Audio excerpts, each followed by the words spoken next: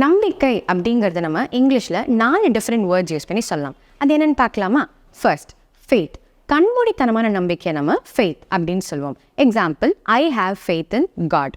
Trust, ஒருத்தர் மேலே இருக்க அசைக்க முடியாத நம்பிக்கை ஆர் முன்னாடியே நடந்த விஷயத்தினால ஏற்படுறது நம்ம ட்ரஸ்ட் அப்படின்னு சொல்லுவோம்.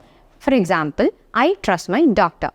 பிலிஃப் அப்படிங்கிறது இந்த நிமிஷம் ஏற்படுற ஒரு நம்பிக்கை ஆர் ஒருத்தருக்கு பர்சனலாக ஒரு விஷயத்து மேலே ஸ்ட்ராங்காக ஒரு நம்பிக்கை இருக்குது. ஃபார் எக்ஸாம்பிள், நான் ஒரு விஷயத்தை நம்புகிறேன், அதை நீங்கள் நம்பணும்னு அவசியம் இல்லை, ஆனால் அதை நான் ஸ்ட்ராங்காக பர்சனலாக நம்புகிறேன் இல்லையா? ஸோ இந்த மாதிரி நம்பிக்கையை நம்ம பிலிஃப் அப்படின்னு சொல்லலாம். Example, I have a belief in your work or I believe in your ஒர்க்னு சொல்லணும். ஹோப், இது எல்லாத்தையும் விட ஹோப் வந்து டிஃப்ரெண்ட். ஏன்னா நடக்க போகிற ஒரு விஷயம் நல்லா தான் நடக்கும் அப்படின்னு நம்ம எக்ஸ்பெக்ட் பண்ணி நம்புறது வந்து ஹோப் அப்படின்னு சொல்லுவோம். For example, I hope I will get good marks.